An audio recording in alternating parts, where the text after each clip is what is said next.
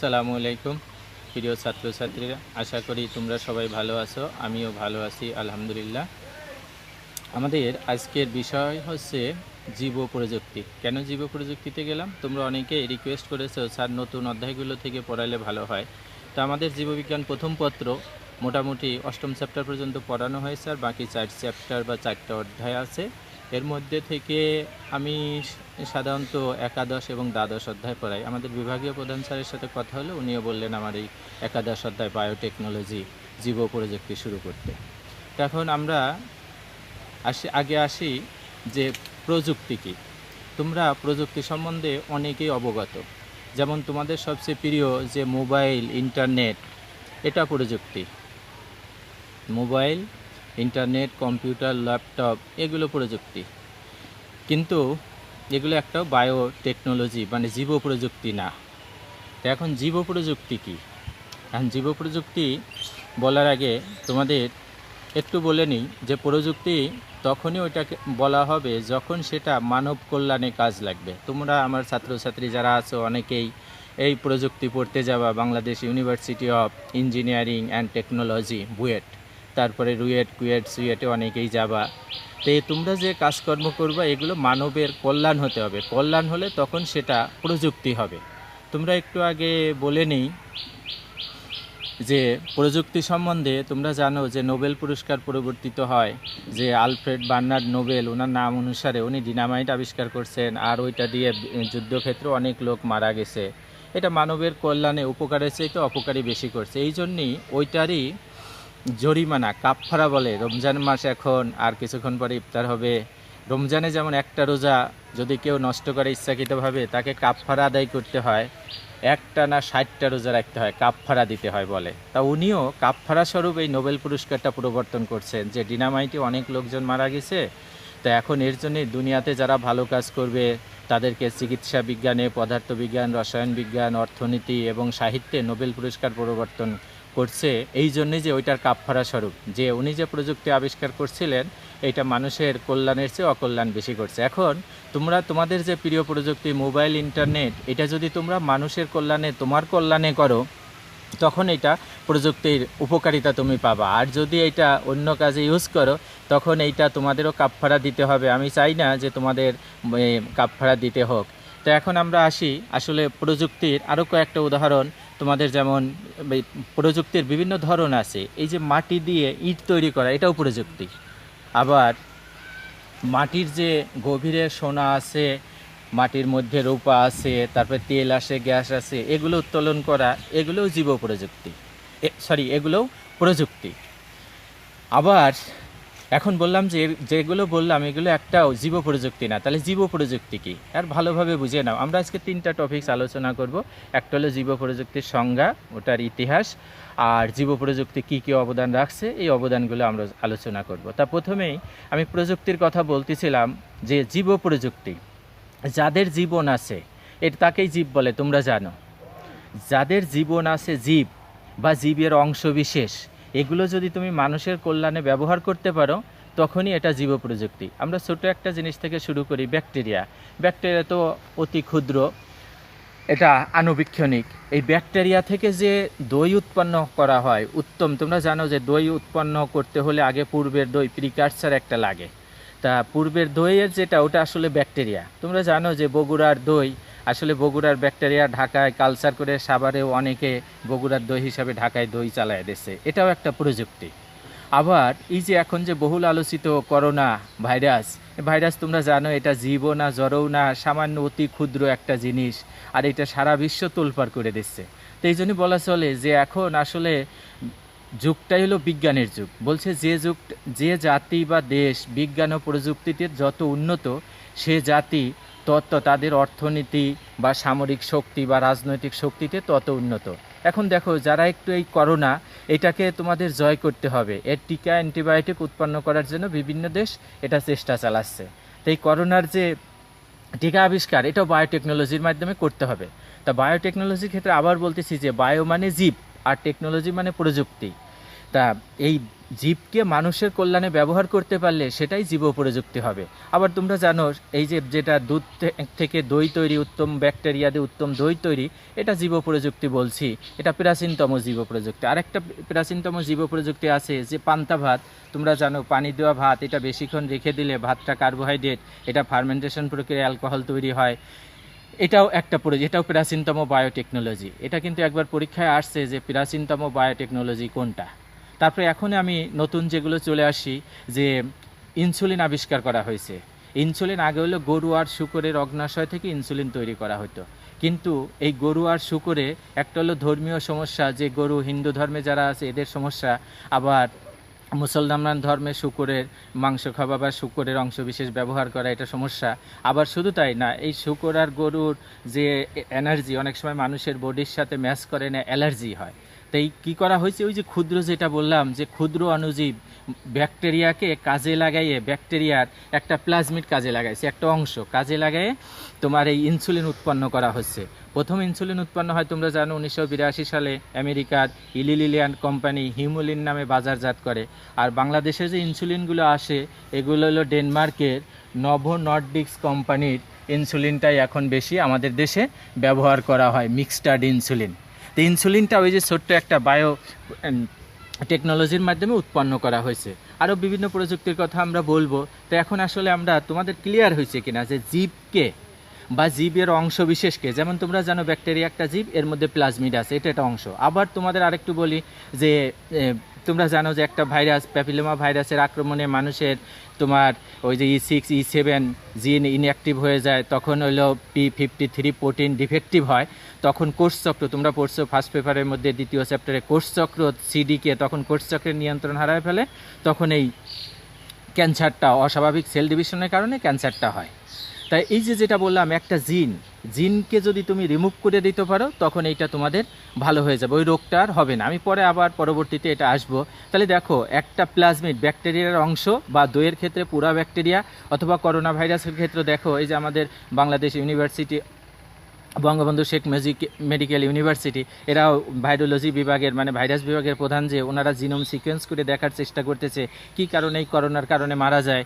কিছু লোক তো মারা যায়, তোমরা জানো 80% এমনি ভালো হয়, তারপরে আর 50% হয়তো 5% মতো মারা যাচ্ছে। তো এটা কেন, এই জিনোম সিকোয়েন্স করে যদি আবিষ্কার করে, এটা বায়োটেকনোলজি। এবং যারা জানো যে চীন এখন বিজ্ঞান ও প্রযুক্তিতে অনেক আগায়, এরা খুব দাবি করতেছে যে টিকা উৎপন্ন প্রায় করে পেয়েছে, ওষুধ উৎপন্ন। তা যে দেশ বিজ্ঞান ও প্রযুক্তিতে যত উন্নত, তারা অর্থনীতি, তারপরে সামরিক শক্তি বা অন্যান্য দিক দিয়ে সে দেশ বা যোগাযোগ ব্যবস্থার ক্ষেত্রে তত উন্নত। তো এখন আমি আবার জীব প্রযুক্তি দেখো সংজ্ঞা দিচ্ছি, তোমাদের বলে নিছি আমি যে জীবকে ব্যবহার করা, জীবের অংশবিশেষ ব্যবহার করা, এইটা মানুষের কল্যাণ করার জন্য যে প্রযুক্তি, সেটাই জীব প্রযুক্তি। এখন এই সংজ্ঞাটা দেখো, বলতেছি যে জীবন্ত উদ্ভিদ, কি বললাম, জীবন্ত উদ্ভিদ, এই যে দেখতেছে এটা জীবন্ত উদ্ভিদ। জীবন্ত উদ্ভিদ, প্রাণী অণুজীব বা এদের অংশবিশেষ বললাম জিন বা প্লাজমিড। জীবন্ত উদ্ভিদ, প্রাণী, অণুজীব বা এদের অংশবিশেষ ব্যবহার করে মানবতার কল্যাণে ব্যবহার উপযোগী উন্নত বৈশিষ্ট্য সম্পন্ন নতুন উদ্ভিদ, প্রাণী, অণুজীব বা দ্রব্য উৎপাদনের জন্য প্রয়োগকৃত যে প্রযুক্তি, সেটাই হচ্ছে জীব প্রযুক্তি। তোমরা এখানে সংজ্ঞাটা একটু দেখো, জীব প্রযুক্তি কি? জীবন্ত উদ্ভিদ, প্রাণী, অণুজীব বা এদের অংশবিশেষ, এই যে প্লাজমিড জিন ব্যবহার করে, এটা না লিখলেও চলবে, আমি ব্র্যাকেটে দিচ্ছি তোমাদের বোঝার জন্য, ব্যবহার করে মানবতার কল্যাণে ব্যবহার উপযোগী উন্নত বৈশিষ্ট্য সম্পন্ন নতুন উদ্ভিদ, প্রাণী, অণুজীব বা দ্রব্য, ওই যে বললাম দই উৎপন্ন করা, প্রয়োগকৃত প্রযুক্তি হলো জীব প্রযুক্তি। আসলে এই শব্দটা আসছেই জীব প্রযুক্তি দিয়ে বায়োলজি এবং টেকনোলজি শব্দের সমন্বয় বা টেকনোলজি। এর সর্বপ্রথম ব্যবহার করছেন কার্ল এরিকি, এটাও কিন্তু এমসিকিউতে আসতে পারে। তাহলে আমাদের এখন দাঁড়ালো কি, বায়োটেকনোলজি অর্থ হলো জীব প্রযুক্তি বা জীবনের প্রযুক্তি। কারো কোনো সন্দেহ আছে? দেখো আবার বলছি, জীবন্ত উদ্ভিদ, এই যে পাশে দেখতেছো, জীবন্ত উদ্ভিদ, প্রাণী, অণুজীব বা এদের অংশবিশেষ ব্যবহার করে মানবতার কল্যাণে ব্যবহার উপযোগী উন্নত বৈশিষ্ট্য সম্পন্ন নতুন উদ্ভিদ, প্রাণী, অণুজীব বা দ্রব্য উৎপাদনে প্রয়োগকৃত প্রযুক্তি হলো জীব প্রযুক্তি। আর আমার ছাত্ররা কদিন পরে তোমরা ঢাকা ইউনিভার্সিটির বুয়েট মেডিকেলে পড়তে যাবে, এই কথাগুলো সব ইংলিশে পড়তে হবে। তো এখনই একটু করে রাখো যে ইউজিং লিভিং অর্গানিজমস, বলে না যে একজন আরেকজনকে অন্য কাজের জন্য ইউজ করছে, এটা খারাপ শর্তে, যদিও আমরা এখন ভালো কাজে ইউজ করব। ইউজিং লিভিং অর্গানিজম, লিভিং মানে জীবন্ত, অর্গানিজম মানে জীবকে কী জন্য ব্যবহার করতেছে? To produce products, to produce products মানে দ্রব্য উৎপাদনের জন্য। কোন দ্রব্য? দ্যাট, যে দ্রব্য বেনিফিট হিউম্যানিটি, মানবতার কল্যাণে লাগবে, সেটাই নোন অ্যাজ বায়োটেকনোলজি। সলোমন এবং বার্গ এই সংজ্ঞাটা দিয়েছেন। তো এখন আমরা জীব প্রযুক্তির সংজ্ঞা হয়ে গেল, ইতিহাস হয়ে গেল, এগুলো একটু হালকা লিখেছি। এখন জীব প্রযুক্তির ক্ষেত্রের মধ্যে যে কোন কোন ক্ষেত্রে আমরা জীব প্রযুক্তি নিয়ে আলোচনা করি, আমরা এটা 3টা ভাগে ভাগ করা হয়েছে। তোমাদের নতুন বইয়ে আছে, পুরাতন বইয়ে নাই। আমি তারপরে এমনিতেই লিখেছি, আমার কাছে তো বই নাই, ওই অনেক আগের একটা বই আছে সেইটাতে নাই। তারপরে তোমরা দেখো জীব প্রযুক্তির ক্ষেত্র 3টা। একটা হলো গ্রিন বায়োটেকনোলজি, গাছপালা ও ফসলের উন্নয়ন। গ্রিন মানে সবুজ, তোমরা বুঝছো সবুজ কেন হয়? গাছপালার কারণেই তো। তারপরে ব্লু বায়োটেকনোলজি, তোমরা জানো সমুদ্রের পানি একসঙ্গে অনেক থাকে, এই জন্যে ব্লু দেখায় আর কি, নীল দেখায় এই সমুদ্র। এবং তোমরা জানো যে পৃথিবীতে যত অক্সিজেন আছে তার 60% হলো শৈবাল সাপ্লাই দেয়, এবং পানির নিচে এমন বড় বড় শৈবাল আছে যেগুলো অনেক বড় গাছের চাইতেও বড়। এই সামুদ্রিক সম্পদের যে উন্নয়ন, শৈবাল আছে, মৎস্য আছে, এগুলো ব্লু বায়োটেকনোলজি। আর একটু আগে বললাম জিনগত ব্যাধির কথা, যেটা হলো রেড অ্যান্ড হোয়াইট বায়োটেকনোলজি। তাহলে আমরা 2টা জিনিস বলছি, একটা হলো জীব প্রযুক্তি কী, তারপরে একটা এমসিকিউ বললাম প্রাচীনতম বায়োটেকনোলজি কী, ওই যে দুধ থেকে দই তৈরি, তারপরে হলো ফার্মেন্টেশন প্রক্রিয়া অ্যালকোহল তৈরি, এটা বলছি। আর জীব প্রযুক্তির ক্ষেত্র বলছি। আর এখন অল্প একটু বলবো, তোমাদের কিছু বলেই গেছি যে জীব প্রযুক্তির অবদান।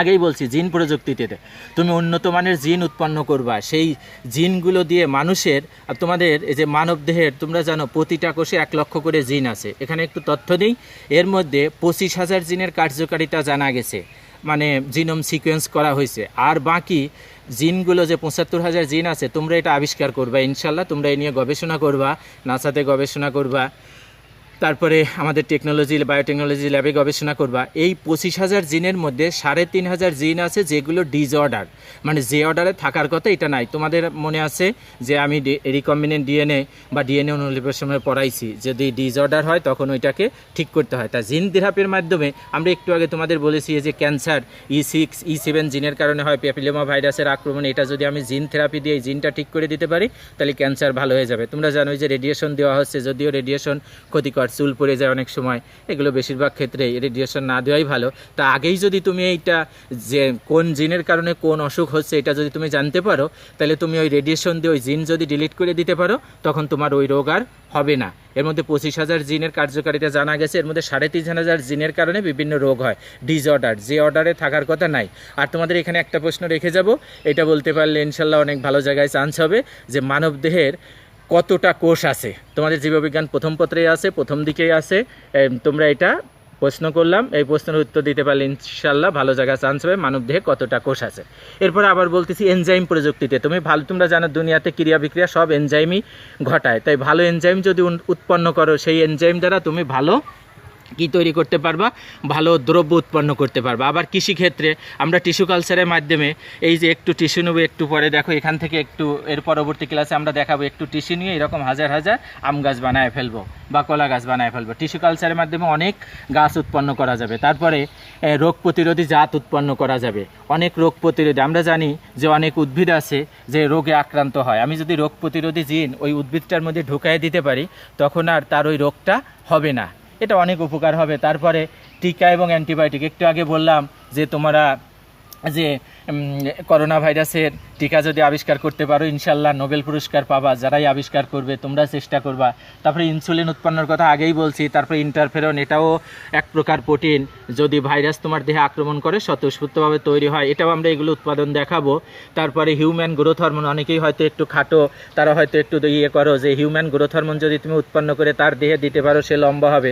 আজকেও একটা বইয়ে পড়লাম যে মানুষ 25 থেকে 30 বছর পর্যন্ত লম্বা হয়। তোমরা যদি যোগব্যায়াম করো এবং হিউম্যান গ্রোথ হরমোন উৎপাদন করে তাকে দাও।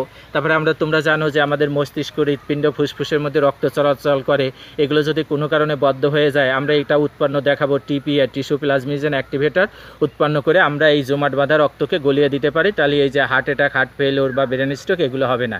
তারপরে শিল্পক্ষেত্রে ওষুধের গুণগত মান উৎপাদন বাড়ানো যাবে। তারপরে জৈব শক্তি, যে বায়োগ্যাস, এগুলো তোমরা উৎপাদন করতে পারবা। তারপরে অণুজীব হতে ওই যে বললাম ব্যাকটেরিয়া থেকে খাদ্য উৎপাদন করতে পারবা।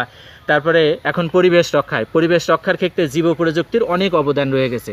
তোমাদের বলি যে কলকারখানা থেকে বর্জ্য পদার্থ নিষ্কাশন হয় বা বর্জ্য পদার্থ যেগুলো বের হয় বা বিভিন্ন বিক্রিয়া ঘটে, ওগুলো প্রশমন ঘটানোর জন্য আমরা অণুজীব ব্যবহার করতে পারি। আবার জানো যে অনেক সময় যে ময়লা আবর্জনা জমে ড্রেনের ব্যবস্থা বন্ধ হয়ে যায়, তখন ব্যাকটেরিয়া গিয়ে ওগুলোকে পচায় দেয়।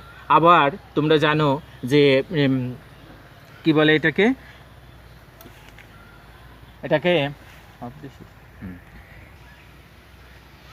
এরপরে তোমাদের যেটা বলতেছিলাম যে পলিথিন আর প্লাস্টিক এটা মাটির সাথে পচে না।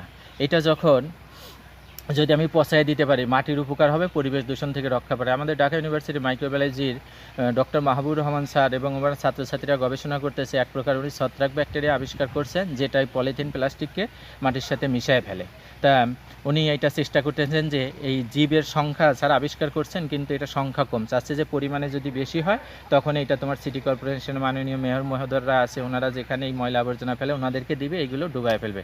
আবার তোমরা জানো অনেক সময় সমুদ্রে তেল নির্গমন হয়, তেল নির্গমন হওয়ার পরে ওই উপরে যে তেলের স্তর থাকে এই জন্য অক্সিজেন দ্রবীভূত হতে না। পানিতে মাছের জন্য একটা নির্দিষ্ট বা পানির যে জলজীব আছে তাদের জন্য নির্দিষ্ট পরিমাণ অক্সিজেন থাকে, কিন্তু যখন এইটা তেল সমুদ্রে কোনো কারণে জাহাজ নষ্ট হয়ে গেলে বা তোমরা জানো কি বলে নারায়ণগঞ্জের শিপইয়ার্ডে জাহাজ ভাঙতে চাইছে, পরিবেশবাদীরা দেয় নাই কেন, যে এগুলো ওই পরিবেশ দূষণ করবে, মাছ মারা যাবে। খুলনা সেলা নদীতে ওই তেল নিতে গিয়ে ওখানে ওই যে ইয়েটা নষ্ট হয়ে গিয়ে তোমরা জানো যে মাছ মারা গেছে, টিভিতে অনেকেই দেখেছো। তো ওখানে যদি আমরা কিছু এক ধরনের ব্যাকটেরিয়া আছে, ব্যাকটেরিয়া ছেড়ে দিই, এই তেল হচ্ছে পেট্রোলিয়াম হাইড্রোকার্বনের বন্ধন, এটা ভেঙে দিলে পরে এটা নিচে পড়ে যাবে, তখন পানিতে অক্সিজেন দ্রবীভূত হবে, মাছ বাঁচবে। তো এরকম পরিবেশ রক্ষার ক্ষেত্রে আমরা ডিটেলস আবার পরে আলোচনা করব। তা এই পর্যন্তই তোমাদের আজকে তাহলে 3টা টপিকস পড়ানো হলো। একটা হলো জীব প্রযুক্তি কী, জীব প্রযুক্তি কীভাবে আসছে, কোথায় কোথায় হয় সেটা বললাম, তারপরে জীব প্রযুক্তির ক্ষেত্র বললাম, আর জীব প্রযুক্তির অবদান বলতাম। এটাও বোর্ডে আসছে যে সংক্ষেপে এটা লিখবা, এগুলো আমরা ডিটেলস আবার পরে আলোচনা করব ইনশাল্লাহ। আগামী ক্লাসে যে টিস্যু কালচারের কথা বললাম আমরা সেই টিস্যু কালচার নিয়ে আলোচনা করব। এখানে মেনলি 3টা টপিকস, একটা হলো টিস্যু কালচার কী, টিস্যু কালচারের গুরুত্ব, আর একটা হলো জেনেটিক ইঞ্জিনিয়ারিং কি, জেনেটিক ইঞ্জিনিয়ারিং গুরুত্ব। এই 2টা টপিকস পড়লে আশা করি মোটামুটি পুরাটা কভার হয়ে যাবে। ঠিক আছে, থ্যাংক ইউ, সবাই ভালো থেকো। আর যারা ভালো করবে, যাদেরকে প্রথমে লিস্ট দেখিয়েছি, যারা এই প্রশ্নে যে 2টার উত্তর দিতে পারবে যে মানবদেহে কতটি কোষ আছে, তাদের জন্য ওই লিচু খাওয়ার দাওয়াত থাকলো।